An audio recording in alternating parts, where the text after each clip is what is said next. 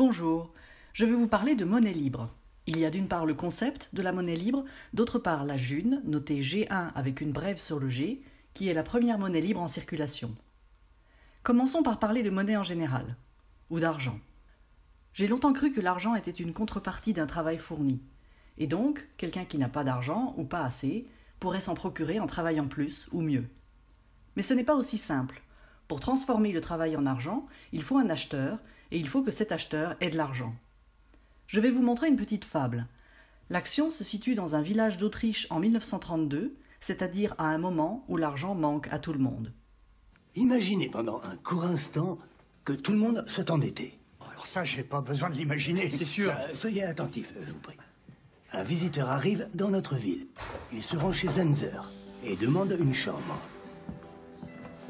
La 18. Il donne un billet de 100 et récupère ses clés. Ensuite, Zenzer se rend chez Lechner avec le billet de 100. Il s'en sert pour payer ses dettes. Merci. Lechner va chez l'aubergiste avec le billet de 100 et règle sa note.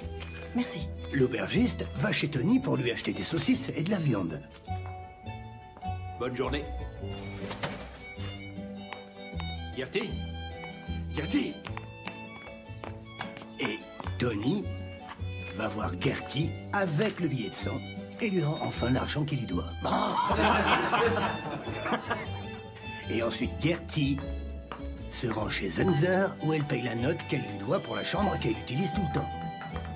La chambre ne me convient pas du tout. Pour finir, le visiteur descend mécontent et dit « La chambre ne me convient pas du tout ». Il récupère son billet de 100 et s'en va.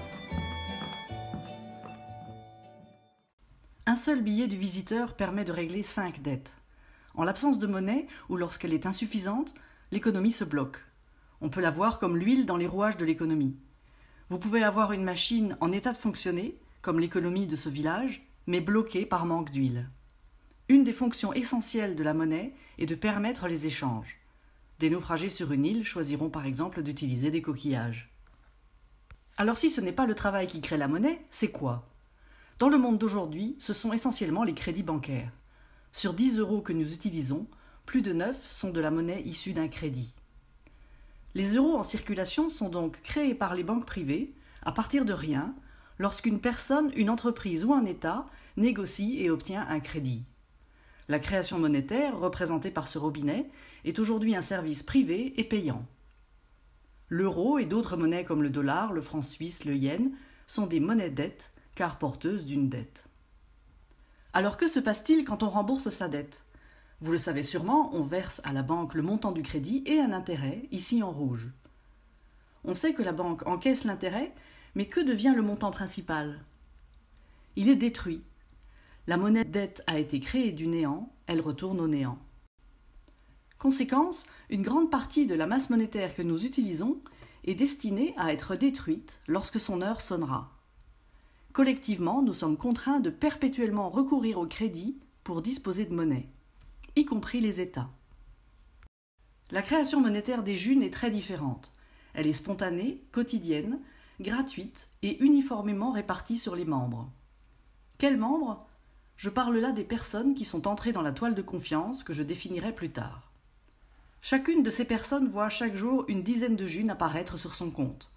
Ce montant quotidien est appelé dividende universel ou DU. La monnaie est donc constamment co-créée par les membres, elle ne nécessite ni remboursement ni versement d'intérêt. Voyons les conséquences. D'abord, l'accès à la monnaie est gratuit et identique pour tous. Ensuite, la masse monétaire augmente constamment. Est-ce que c'est embêtant ? On le verra juste après le développement du point 3. Si vous ne vendez et n'achetez rien, votre part de la masse monétaire se rapproche de la moyenne. On va détailler un peu ça. Supposons que 3 personnes possèdent au total 150 Junes, puis reçoivent 10 Junes chaque jour, et s'abstiennent de vendre et d'acheter quoi que ce soit. 3 jours plus tard, chacun a reçu 30, et les parts passent à 40, 80 et 120.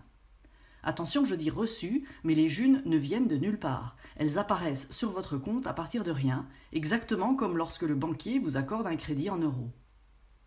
12 jours plus tard, chacun a reçu le même montant et les parts sont beaucoup plus équilibrées qu'au départ. Plus le temps passe, plus les parts s'équilibrent. On peut aussi le voir comme ça. Petite remarque, le premier jour, Bruno avait un tiers de la masse monétaire, sa part reste à un tiers. Ça veut dire que la quantité relative de monnaie est constamment redistribuée, de ceux qui ont plus que la moyenne vers ceux qui ont moins que la moyenne. Et cette redistribution automatique a lieu sans intervention autoritaire. Bien sûr, n'oublions pas que dans la vraie vie, il y a des gains et des dépenses qui viennent bousculer ces courbes. À chaque fois qu'Aline vend le produit de son travail, elle encaisse des junes et sa courbe remonte. Si elle fait un gros achat, elle peut se retrouver en dessous de la moyenne. Revenons maintenant à la deuxième conséquence. La masse monétaire augmente constamment. En général, ça suscite une question. Est-ce que ça crée de l'inflation ? On a vu qu'il faut suffisamment d'huile dans les rouages pour que l'économie puisse tourner. Mais s'il y en a trop ? S'il y a trop de monnaie, elle perd de la valeur, il en faut plus pour acheter la même chose et les prix grimpent. Alors précisons, la masse monétaire augmente constamment quand elle est mesurée en junes. Alors oui, les prix en junes sont voués à augmenter. Mais c'est différent si on compte en DU, le dividende universel. Vous savez, le montant qui apparaît chaque jour sur votre compte. En ce moment, il vaut environ 10 junes, mais c'est ça qui est important, il est ajusté 2 fois par an pour suivre la masse monétaire. Il augmente avec la masse monétaire. Faisons une analogie avec le RSA, le revenu de solidarité active. Le RSA est indexé sur l'inflation de l'euro. Que se passerait-il si les prix étaient affichés en RSA comme pour cette voiture ? Comme le RSA suit l'inflation, une augmentation du prix de la voiture signifierait que la voiture a pris de la valeur et non que la monnaie a perdu de la valeur. La june et l'euro sont des unités absolues et les prix en june et en euros sont soumis à l'inflation. Par contre, le DU et le RSA sont des unités relatives. Il n'y a pas d'inflation des prix en DU car le DU représente toujours la même fraction de la monnaie en circulation. Concrètement, qu'est-ce que ça veut dire ? Oui, les junes qui dorment sur votre compte perdent lentement de leur valeur, mais les montants exprimés en DU sont stables. La monnaie libre est faite pour circuler et non être accumulée. Alors, je sais bien qu'en général, on dit de l'inflation qu'il faut l'éviter. Et pourtant, je vous dis, pas de problème, il suffit d'afficher les prix en DU. Alors pourquoi craint-on l'inflation ? Parce qu'elle érode notre épargne. Oui, quand c'est possible, nous épargnons pour parer aux incertitudes de l'avenir. Nous donnons à la monnaie un rôle de réserve qu'elle remplit mal si elle perd de sa valeur avec le temps. Alors, avec la monnaie libre, où est le sentiment de sécurité si la réserve fuit ? Eh bien, le sentiment de sécurité vient de la certitude de recevoir chaque jour, sans condition, un DU qui représente toujours la même valeur. Ce sentiment de sécurité, ce dividende universel sans condition ni contrepartie, ça vous fait peut-être penser au revenu de base. Or, l'ambition du revenu de base est l'émancipation des individus. Il s'agit de leur donner les moyens de refuser un travail injustement payé, de cesser de dépendre d'une autre personne ou de se lancer dans des activités non lucratives. Association, éducation des enfants, assistance aux proches, épanouissement artistique et culturel. Pour atteindre cette ambition, le revenu de base doit apporter un niveau de vie suffisant. La question qui se pose est donc, quel est le pouvoir d'achat apporté par le dividende universel de la monnaie libre ? Si les junistes n'ont rien à proposer ou ne font rien de leur journée qui soit utile aux autres, il y aura pénurie de biens et de services et la monnaie aura peu de valeur. S'ils produisent des valeurs jugées utiles, la monnaie sera précieuse. Il est prévisible que certains travailleront moins que d'autres à cause d'une capacité d'action limitée ou grâce à un mode de vie sobre. Mais le pouvoir d'achat apporté à tous par le DU dépend de la quantité et de la qualité des valeurs produites par les agents économiques, notamment dans la région considérée. Alors, vous voilà enthousiaste pour la monnaie libre et vous vous demandez comment y entrer. Pour recevoir le DU chaque jour, il faut entrer dans la toile de confiance, qui est un réseau de personnes physiques dont l'existence est attestée par 5 membres. Pour la crédibilité de la monnaie libre, il est crucial que le DU soit perçu uniquement par des personnes existantes, à raison d'un seul DU par personne. Pour garantir ça, chaque entrant doit être certifié par 5 membres en l'espace de 2 mois. Voici une représentation de la toile, avec en bleu mes liens de certification. Je suis certifié parce qu'il y a au moins 5 flèches qui pointent vers moi, et les flèches qui partent de moi correspondent aux certifications que j'ai accordées. Pour certifier quelqu'un, il faut suffisamment connaître cette personne, être capable de reconnaître son visage, de la contacter par plusieurs moyens différents, si possible entretenir des relations communes. Il faut aussi s'assurer que la personne a compris ces impératifs, puisqu'elle pourra certifier à son tour.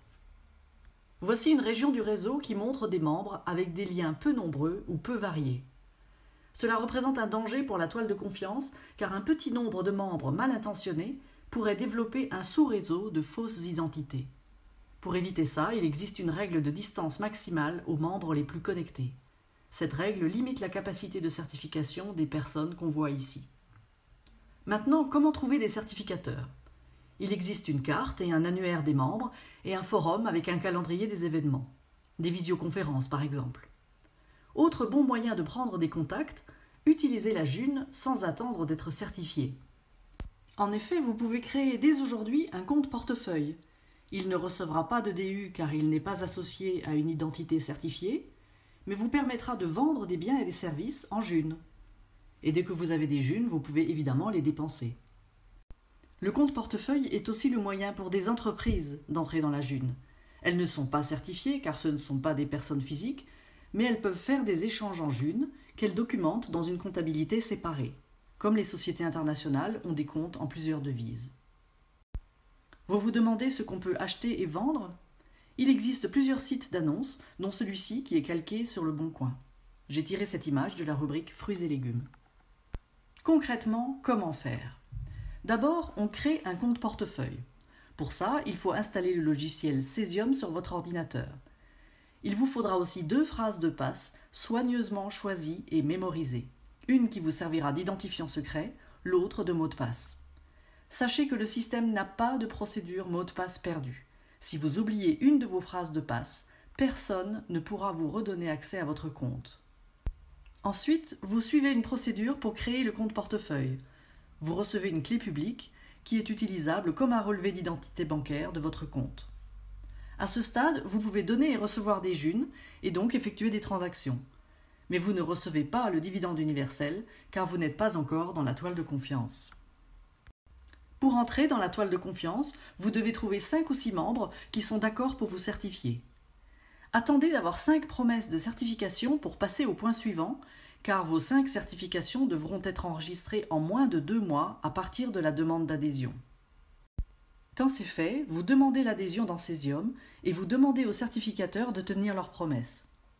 C'est aussi le moment de générer un document de révocation qui permettra de retransformer votre compte membre en compte portefeuille en cas de perte ou de vol de vos phrases de passe.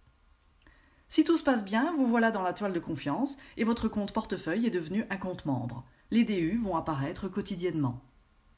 Sachez que chaque certification est valable 2 ans. Il est donc utile de demander des certifications au fil des rencontres et des échanges afin de toujours disposer de 5 certifications actives. De plus, le compte membre doit être renouvelé tous les ans. C'est une simple formalité pour laquelle vous n'avez besoin de personne. Si vous oubliez de renouveler le compte membre à sa date anniversaire, le versement des DU est suspendu. Après 1 année supplémentaire, le compte ne peut plus être renouvelé parce que pour le système, vous êtes mort. Il me reste à préciser quelques éléments techniques. Je vous ai dit qu'il n'y a pas de service mot de passe perdu. C'est parce qu'il n'y a pas d'autorité centrale, juste un groupe ouvert de développeurs bénévoles et des utilisateurs. Vous êtes strictement la seule personne pouvant accéder à votre compte membre. Si vous perdez vos identifiants, vos Junes sont définitivement perdus. Vous devez révoquer votre compte et recommencer la procédure de certification. Cesium, le logiciel que vous installez, est un guichet d'accès aux données de la toile de confiance et des comptes. C'est un autre logiciel, nommé d'Unitaire, qui enregistre et valide les certifications, actualise et distribue les dividendes, effectue les virements d'un compte à l'autre. Cesium et d'Unitaire sont des logiciels libres. Les données elles-mêmes sont stockées dans une blockchain, c'est-à-dire un registre réparti et sécurisé. Dans ce système décentralisé, chaque serveur dispose d'une copie de la totalité des données. Ces serveurs sont opérés par toutes les personnes qui le souhaitent et leur nombre contribue à rendre difficile toute falsification. Contrairement à d'autres crypto-monnaies, la June n'incite pas à la course à la puissance de calcul et n'implique pas de dépenses énergétiques démesurées. La licence libre permet aussi de réutiliser les logiciels pour créer une nouvelle monnaie libre avec d'autres paramètres. Demain matin, il peut apparaître une nouvelle monnaie libre inspirée de la première, mais avec une autre vitesse de convergence vers la moyenne, ou une autre fréquence de distribution des DU, ou d'autres règles pour la certification par exemple. toute équipe de développeurs peut créer la variante qu'ils veulent. Les principes de la monnaie libre sont exposés dans la théorie relative de la monnaie, initialement publiée en 2010 par Stéphane Laborde. Si vous voulez plus bref, je recommande vivement la TRM pour les enfants, un document signé Kekuland. C'est tout pour cette vidéo, elle est accompagnée d'une série de liens qui vous permettront d'approfondir la question.